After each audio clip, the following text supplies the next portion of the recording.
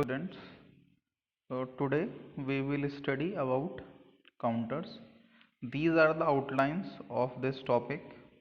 First we will see the basics of counter.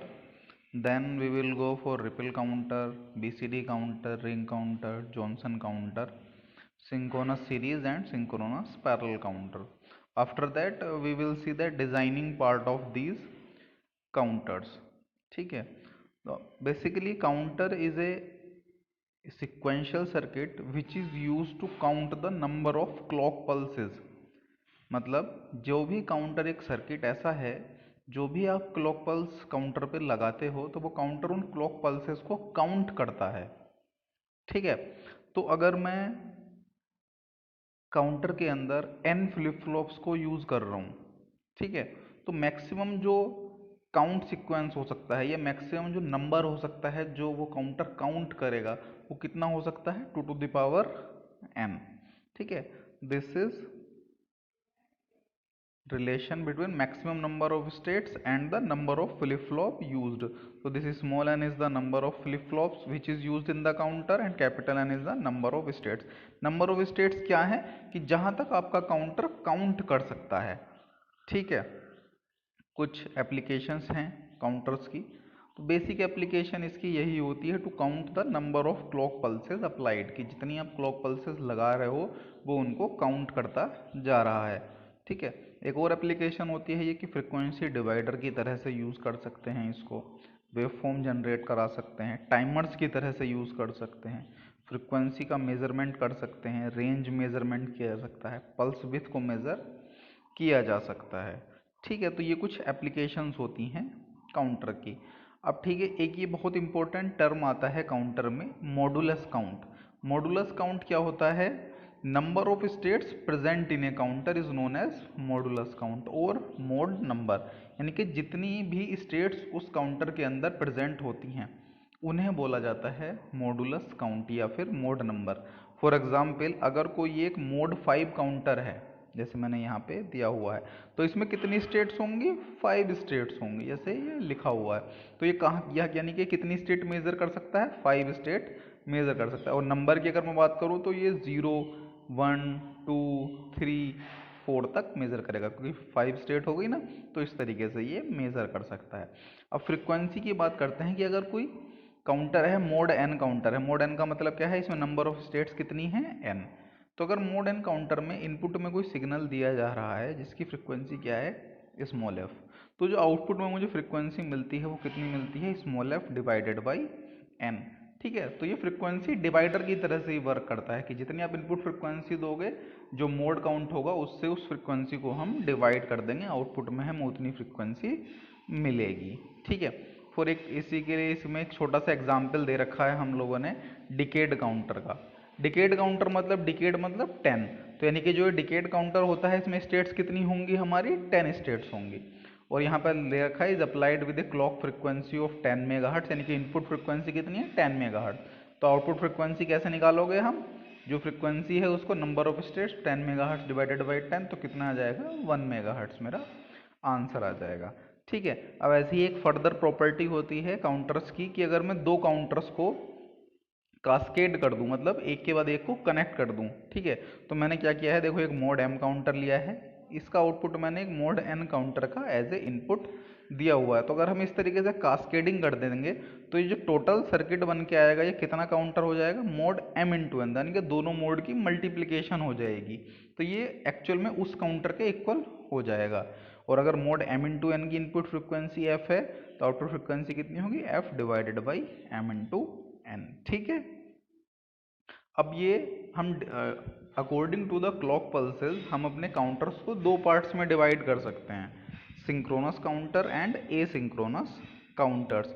Synchronous counters कौन से होते हैं, जिनमें जितने भी फ्लिप फ्लॉप्स लगे होंगे उन सबको हम एक ही क्लॉक पल्स अप्लाई करेंगे, मतलब same clock pulse is applied for each flip flop. जैसे हम लोगों ने रजिस्टर्स में देखा था, तो रजिस्टर्स में हम लोग सेम क्लॉक पल्स सारे फ्लिप फ्लॉप्स को अप्लाई करते हैं, इसी तरीके से यहाँ पे भी सिंक्रोनस काउंटर्स में भी सेम क्लॉक पल्स हम सारे फ्लिप फ्लॉप्स पे अप्लाई करेंगे।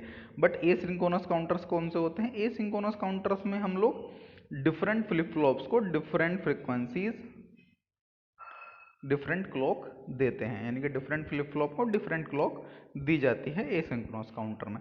सिंक्रोनस काउंटर थोड़े से फास्ट होते हैं, एसिंक्रोनस थोड़ा स्लो होते हैं। सिंक्रोनस काउंटर से कोई भी काउंट सीक्वेंस जनरेट किया जा सकता है। कोई भी काउंट सीक्वेंस का मतलब क्या है, मान लो आपको ओड नंबर्स काउंट करने हैं, ठीक है, 1 3 5 7, तो आपका सिंक्रोनस काउंटर काउंट कर सकता है। बट ए सिंक्रोनस काउंटर ऐसा नहीं होता। ए सिंक्रोनस काउंटर क्या होता है, फिक्स सीक्वेंस होता है इसका, कि या तो ये अप काउंटर होगा या डाउन काउंटर होगा। अप काउंटर मतलब ये 0 1 2 3 4 काउंट करेगा, ये डाउन काउंटर है तो 4 3 2 1 0 इस तरीके से काउंट करेगा। लेकिन ये सीक्वेंस को मिस नहीं कर सकता, जिस सीक्वेंस में ये चल रहा है उसी सीक्वेंस में चलता रहेगा ये सिंक्रोनस काउंटर, ठीक है।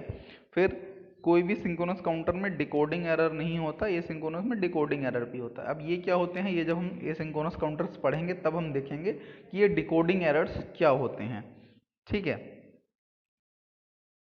थोड़े एग्जाम्पल हैं, जैसे ये सिंक्रोनस का रिंग काउंटर है और ये सिंक्रोनस का रिपल काउंटर है। तो सबसे पहले हम लोग रिपल काउंटर्स पढ़ते हैं। बहुत ही इंपॉर्टेंट टॉपिक है आपका ripple counters, exam point of view से भी और competitive exam point of view से भी, ठीक है। तो रिपल काउंटर्स के लिए, रिपल काउंटर जैसे हम लोगों ने अभी देखा एसिंक्रोनस काउंटर होता है। इसमें क्या होता है कि जितने भी फ्लिप फ्लॉप्स होते हैं वो टॉगल मोड में कनेक्टेड होते हैं। टॉगल मोड हमने कहाँ पे पढ़ रखा है, जेके फ्लिप फ्लॉप में पढ़ रखा है और टी फ्लिप फ्लॉप में पढ़ रखा है। जेके फ्लिप फ्लॉप में टॉगल मोड कब मिलता है, जब बोथ जे एंड के इज इक्वल टू 1। तो टॉगल मोड में होता क्या है कि जैसे ही आप क्लॉक पल्स अप्लाई करते हो तो जो आउटपुट होता है वो टॉगल हो जाता है, यानी कि कॉम्प्लीमेंट हो जाता है प्रीवियस स्टेट का। और टी फ्लिप फ्लॉप में कब मिलता है मुझे ये ऑपरेशन, जब टी इज इक्वल टू 1 होता है। जब टी 1 होता है तो जैसे ही आप क्लॉक पल्स अप्लाई करते हो तो आउटपुट टॉगल होता है, ठीक है। इसमें क्या होता है, only one flip flop is applied with the input clock, यानी कि जो आप क्लॉक लगाओगे वो सिर्फ एक ही फ्लिप फ्लॉप पे लगाओगे। बाकी फ्लिप फ्लॉप में क्या करोगे आप, बाकी फ्लिप फ्लॉप को के क्लॉक को हम आउटपुट से कनेक्ट करेंगे प्रीवियस स्टेट के। अभी देखेंगे सर्किट में कैसे करेंगे हम लोग, ठीक। जैसे ये है सर्किट आपका, ठीक है। तो हम देखो एक्सटर्नल क्लॉक क्या है, सिर्फ ये है एक्सटर्नल क्लॉक। तो ये सिर्फ इस वाले फ्लिप फ्लॉप को हमने अप्लाई की हुई है। बाकी देखो किसी फ्लिप फ्लॉप में ये क्लॉक अप्लाई है, नहीं है। तो बाकी फ्लिप फ्लॉप में देखो क्लॉक कहाँ से दी हुई है, जो प्रीवियस स्टेट का आउटपुट था वो मैंने क्लॉक में दे रखा है, देखो। यानी कि जो क्यू आउटपुट है ये मैंने क्लॉक में अप्लाई किया हुआ है, ठीक है। टॉगल मोड में ऑपरेट कराना है और जे के मैंने फ्लिप फ्लॉप लिया हुआ है तो मैंने जे को भी 1 कर दिया, के को भी 1 कर दिया। सारे फ्लिप फ्लॉप में मैंने यही किया है, ठीक है। अब देखो इसमें एक और प्रॉपर्टी होती है रिपल काउंटर में, कि जिस भी फ्लिप फ्लॉप को आप इस एक्सटर्नल क्लॉक अप्लाई करते हो वो हमेशा एलएसबी को रिप्रेजेंट करता है, और जो दूसरा वाला होता है वो एमएसबी को रिप्रेजेंट करता है। भाई ये ऐसे क्यों, क्योंकि देखो जब आप क्लॉक पल्स अप्लाई करोगे तो जो मैक्सिमम टॉगलिंग स्टेट है वो यही होगा, सबसे ज़्यादा टॉगल यही होगा। और आपको पता है एलएसबी ही सबसे ज़्यादा, क्योंकि उसका जो वेटेज होता है वो सबसे कम होता है, तो सबसे ज़्यादा चेंज होने की जो पॉसिबिलिटी होती है वो एलएसबी की ही होती है। इसीलिए जिसको भी आप एक्सटर्नल क्लॉक अप्लाई करोगे वही आपका एलएसबी होगा। तो ये हमेशा ध्यान रखना है कि इसमें एलएसबी राइट साइड में आ रखा है, एमएसबी लेफ्ट साइड में आ रखा है, सॉरी एलएसबी जो है वो लेफ्ट साइड में आ रखा है, एमएसबी राइट साइड में आ रखा है। और अगर आपको क्वेश्चन कोई दिया हुआ है और उसमें एमएसबी एलएसबी का आपका बड़े ही ध्यान से देखना है, क्योंकि देखो रिप्रेजेंट मैंने इसको Q2 से ही किया है और इसको Q नॉट से ही किया है, ठीक है। तो ये आपको हमेशा ध्यान रखना है जब आप क्वेश्चन सॉल्व करेंगे कि उसने एमएसबी एलएसबी किधर दिया हुआ है, सीक्वेंस फिर उसी हिसाब से जनरेट होगा, ठीक। कभी आपको सीधे डायरेक्टली, क्योंकि सबसे ज़्यादा इसमें जो एरर होने की पॉसिबिलिटी होती है वो यही होती है कि हम लोग ये ध्यान नहीं देते कि एलएसबी किधर है और एमएसबी किधर है, ठीक है। तो इसका एक छोटा सा ऑपरेशन है वो हम पहले देख लेते हैं, थोड़ा समझ लेते हैं। देखो जो हमारा ये फर्स्ट फ्लिप फ्लॉप है इसका जो आउटपुट होगा, मैंने देखो क्या एक निगेटिव एज आप लोगों ने ट्रिगर्ड इसको लिया हुआ है। ये सिंबल मैंने आपको बताया भी है पहले भी, ये सिंबल किसका सिंबल है, एक negative edge triggered flip flop का। निगेटिव एज का मतलब कि जब भी क्लॉक पल्स की निगेटिव एज आएगी, यानी कि ये वाली एज जो मैंने यहाँ पे डिनोट की हुई है, जब भी निगेटिव एज आएगी तब इसका आउटपुट चेंज होगा, ठीक है। सेम इसी के लिए भी यही होगा, सेम इसके लिए भी यही होगा। बट अब ये दूसरा फ्लिप फ्लॉप देखो अगर आप, तो दूसरे फ्लिप फ्लॉप को निगेटिव एज कब मिलेगी, जब ये आउटपुट 1 से 0 पे जाएगा तभी तो मिलेगी ना उसको निगेटिव एज, क्योंकि अगर 1 है फिर 0 हुआ तभी तो निगेटिव एज जनरेट होगी। सिमिलरली ये जो Q2 आउटपुट है ये कब चेंज होगा, जब इसको क्लॉक मिलेगी। और इसको क्लॉक कब मिलेगी, जब ये जो Q1 है ये 1 से जीरो पे जाएगा। ठीक है, तब इनको आउटपुट चेंज होगा। यही मैंने नीचे थ्योरी में भी लिख रखा है कि q not toggles for every clock pulse negative edge, q one toggles when q not changes from 1 to 0, और क्यू टू कब चेंज होगा, जब क्यू वन 1 से 0 पे होगा। ठीक है, फिर इसका ऑपरेशन देख लेते हैं कि देखो, जब जीरो क्लॉक पल्स होगी, यानी कि जब कोई भी क्लॉक पल्स आपने नहीं अप्लाई की हुई होगी, जीरो क्लॉक पल्स में तीनों का आउटपुट क्या होंगे, 0 0 0। ठीक है, ये एलएसबी है, यहाँ पे मैंने एलएसबी यही लिया हुआ है, ये एमएसबी है। ठीक है, यानी कि ये Q2 है और ये Q0 है। ठीक है, तो जैसे ही आप लोग clock pulse, first clock pulse apply करेंगे, उसकी जैसे ही नेगेटिव एज आएगी, जैसे ही नेगेटिव एज आएगी तो क्या होगा, ये जो एलएसबी वाला होगा ये टॉगल होगा, तो ये 0 था तो ये 1 हो जाएगा। बट क्या ये दोनों चेंज होंगे, नहीं। ये दोनों कब चेंज हो सकते हैं, जब प्रीवियस, यानी कि ये वाला 1 से 0 पे जाएगा। तो ना तो इस केस में अभी 0 से 1 गया है ना, तो ना तो ये चेंज होगा ना फिर ये चेंज होगा। ठीक है, फिर आप सेकंड क्लॉक पल्स अप्लाई करोगे तो सेकंड क्लॉक पल्स में देखो, ये अब 1 हो गया है, अब ये क्या है, 1 से 0 पे जा रहा है। आपको पता है जब भी ये 1 से 0 पे जाएगा तो ये नेक्स्ट स्टेज के लिए पल्स की तरह से वर्क करेगा, यानी कि उसको निगेटिव एज देगा, तो ये भी टॉगल हो जाएगा, 0 से 1 पे जाएगा। बट क्या ये टॉगल होगा, नहीं होगा, क्योंकि 1 से 0 पे जाना है मुझे, यहाँ पे मैं 0 से 1 पे जा रहा हूँ इस स्टेज में। ठीक है, तो फिर थर्ड क्लॉक पल्स अगर मैं अप्लाई करूँगा तो देखो, थर्ड क्लॉक पल्स अप्लाई होंगे तो ये तो 0 से 1 पे जाएगा, लेकिन क्या ये वाला चेंज होगा, नहीं होगा। क्यों, क्योंकि ये कब चेंज होगा, जब यहाँ पे 1 से 0 वाला चेंज होगा। ठीक, तो ये तो 0 से 1 हो गया, लेकिन ये सेम रहेगा 1 पे 1, यहाँ पे भी कोई चेंज नहीं आएगा, तो ये भी 0 पे 0 ही रहा। तो जैसे जैसे आप इस तरीके से क्लॉक पल्स अप्लाई करते रहेंगे, आपकी आउटपुट स्टेज चेंज होती रहेगी। अब देखो, अगर मैं 0 क्लॉक पल्स की बात करता, ठीक, 0 क्लॉक पल्स पे, तो क्या है सब 0 0 0, तो ये इक्विवेलेंट किसके हैं, 0 के। जैसे ही फर्स्ट क्लॉक पल्स आई, ये अब ये देखो, ये एल एम एस बी है, ये एल एस बी है, तो ये किसके इक्विवेलेंट है, ये 1 के इक्विवेलेंट है। ये किसके इक्विवेलेंट है, ये 2 के, ये 3 के, क्योंकि आप इधर एम एस बी लिख रहे हो, इधर एल एस बी लिख रहे हो। ठीक है, तो उसी तरीके से आप चेंज कर सकते हो। तो this is the operation of a ripple counter. ये सारा ही मैंने 8 क्लॉक पल्स तक के लिख रखा है, क्योंकि देखो 3 फ्लिप फ्लॉप यूज़ किए हैं आप लोगों ने, तो मैक्सिमम स्टेट कितनी हो सकती हैं, 2 to the power 3, यानी कि 8 स्टेट हो सकती हैं। देखो ये क्या है, मैक्सिमम नंबर ऑफ स्टेट्स। मैं इसके काउंट को कम भी कर सकता हूँ, थोड़ा सा सर्किट में मैं चेंज करूंगा और इसके काउंट को कम भी कर दूंगा, लेकिन 8 से ऊपर नहीं जा सकता मैं। मैक्सिमम स्टेट्स कितनी होंगी, 8 ही होंगी। क्लॉक 0 पे 0 0 और क्लॉक 8 पे अगेन ये 0 0 हो जाता है। ये आप ट्रुथ टेबल खुद से सर्किट को ड्रॉ करके, पूरे सर्किट को खुद से ये ट्रुथ टेबल को बनाने की कोशिश करेंगे, प्रेजेंट स्टेट नेक्स्ट स्टेट निकालेंगे। कोई भी अगर आपको दिक्कत आती है तो आप मुझसे पूछ सकते हैं। ये बहुत ही इम्पोर्टेंट आपका काउंटर है। ठीक है, ठीक, जैसे मैंने अब यहाँ पे लिख रखा है, कुछ प्रोपेगेशन डिले के बारे में लिखा हुआ है।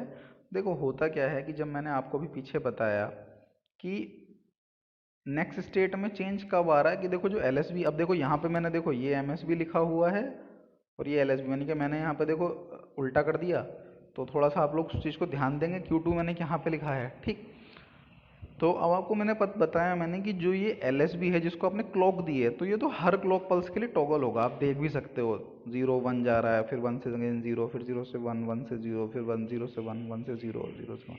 इस तरीके से ये सारी क्लॉक पल्स के लिए टॉगल हो रहा है। बट अब आप देखो कि ये कब चेंज होगा, ये कब चेंज होगा, जब यहाँ पे 1 से 0 जाएगा। जैसे यहाँ पे ये 1 से 0 गया तो ये चेंज हुआ, यहाँ पे 1 से 0 गया तो ये यहाँ पे चेंज हुआ, फिर यहाँ पे 1 से 0 गया तो ये यहाँ पे चेंज हुआ, यहाँ पे जाएगा तो ये यहाँ चेंज होगा। इसी तरीके से ये एमएसबी कब चेंज होगा, जब Q1 1 से 0 जाएगा। Q1 1 से 0 कहाँ पे जा रहा है, यहाँ पे जा रहा है, तो बस यहीं पे चेंज होगा, बाकी कहीं पे चेंज नहीं होगा। फिर 1 से 0 यहाँ पे जा रहा है तो यहाँ पे चेंज हुआ। ठीक है, तो ये हमेशा आप ध्यान रखेंगे कि किस तरीके से आपका चेंज हो रहा है। ठीक है, अब इसमें मैं बात करता हूँ प्रोपोगेशन डिले की।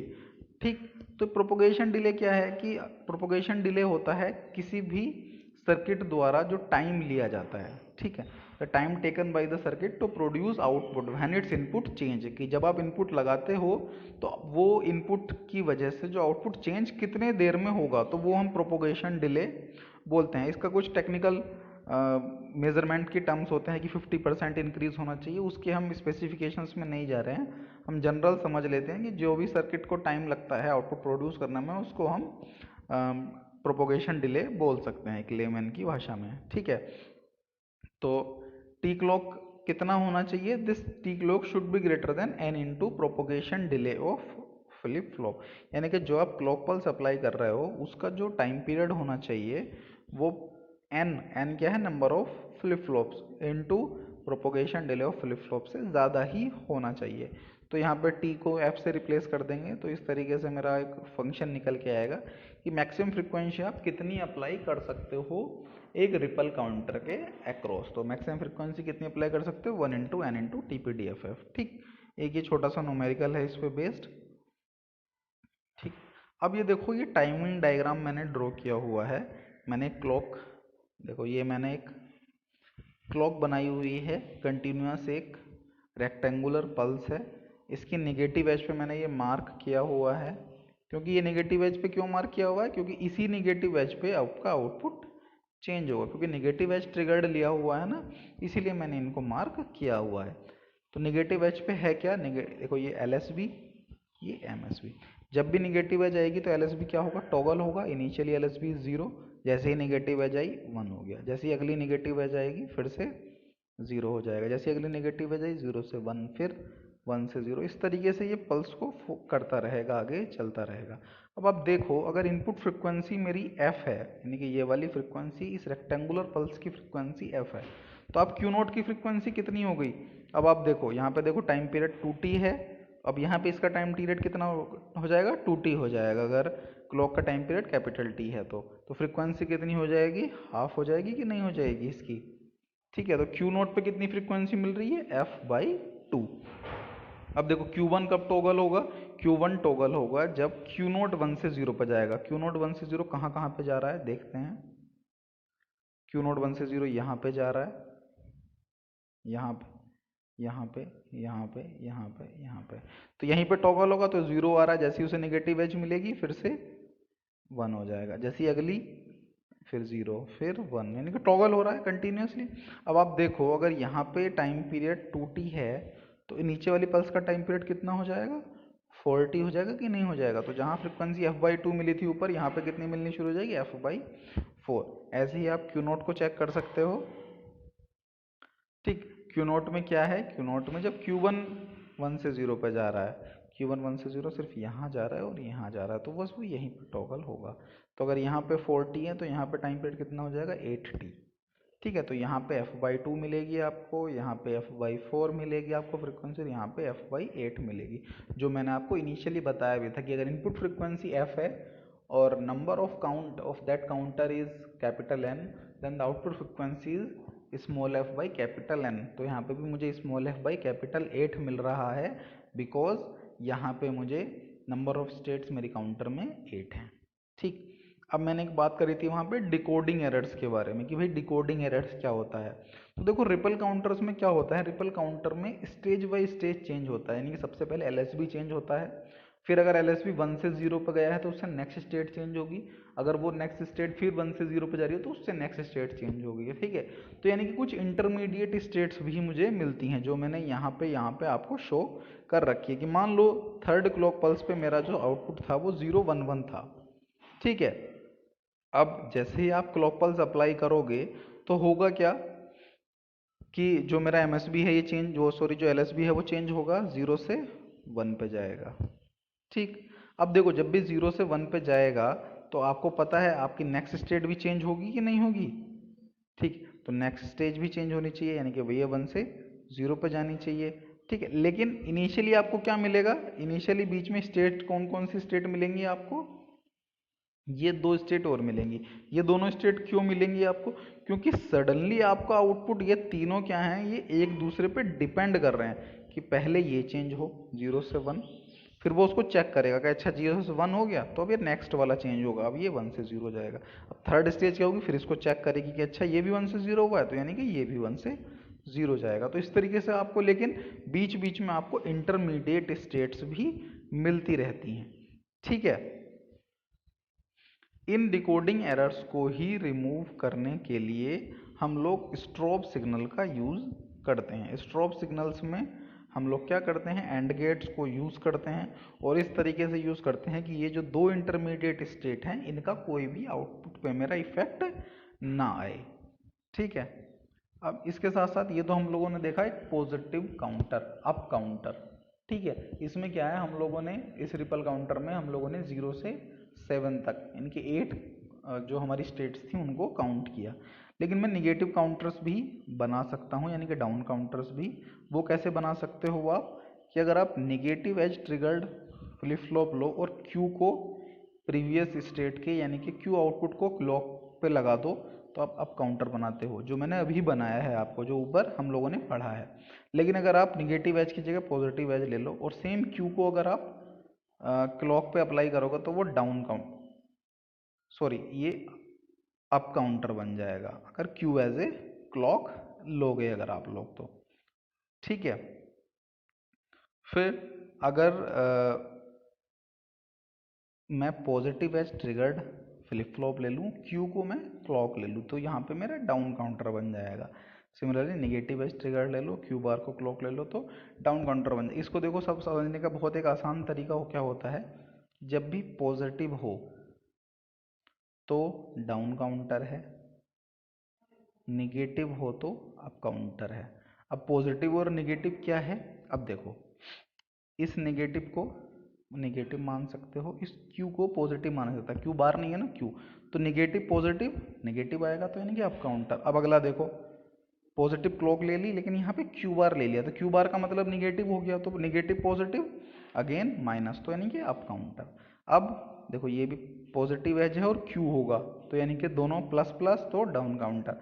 अब यहाँ देखो, निगेटिव एज और क्यू बार, ये भी माइनस ये भी निगेटिव, तो माइनस माइनस प्लस, तो ये भी डाउन काउंटर। तो इस तरीके से इसको याद किया जा सकता है कि निगेटिव है तो अप काउंटर, पॉजिटिव है तो डाउन काउंटर, ठीक है। जैसे डाउन काउंटर नीचे बनाया भी हुआ है मैंने देखो पॉजिटिव एज ले ली यहाँ पे, और क्यू से मैं क्लॉक को कनेक्ट कर रहा हूँ, ठीक है। यानी कि पॉजिटिव एज ले लोगे, क्यू आउटपुट से ही नेक्स्ट स्टेट को कनेक्ट करोगे, यानी कि ये क्यू से नेक्स्ट क्लॉक को कनेक्ट करोगे, तो आपको डाउन काउंटर मिल जाएगा, ठीक है।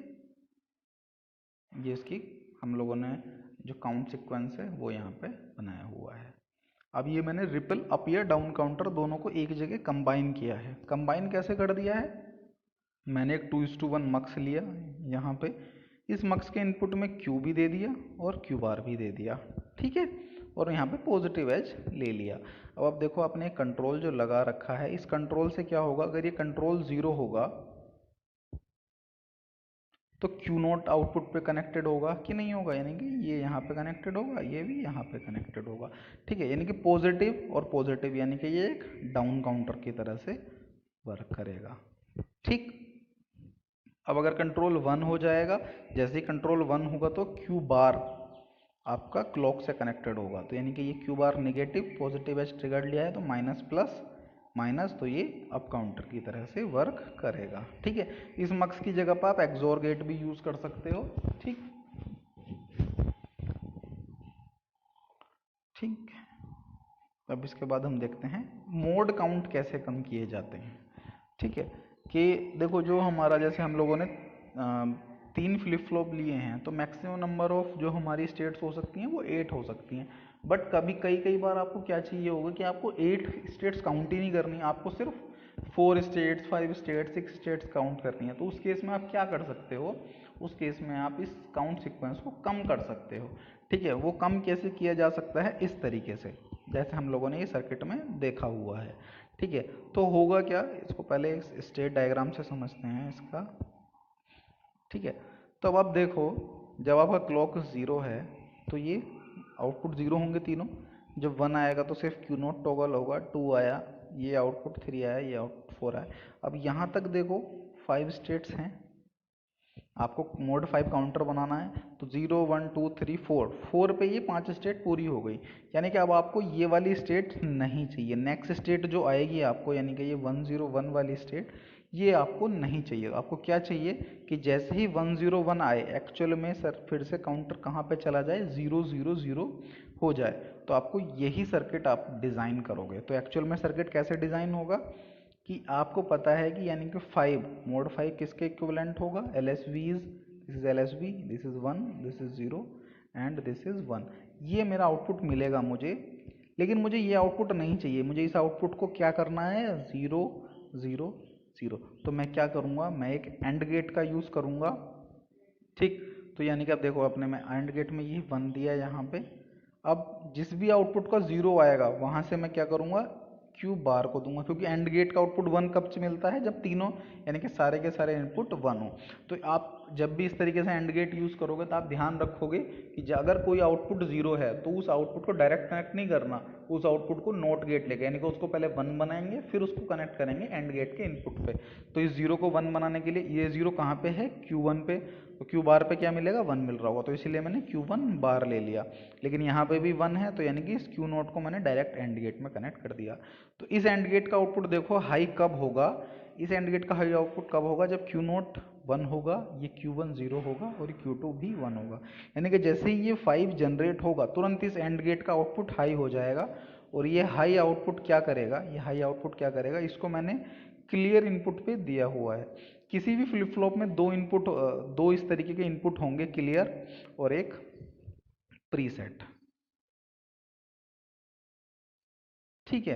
क्लियर क्या होता है हमारा, क्लियर हमारा किसी भी फ्लिप फ्लॉप को 0 0 0 कर देगा।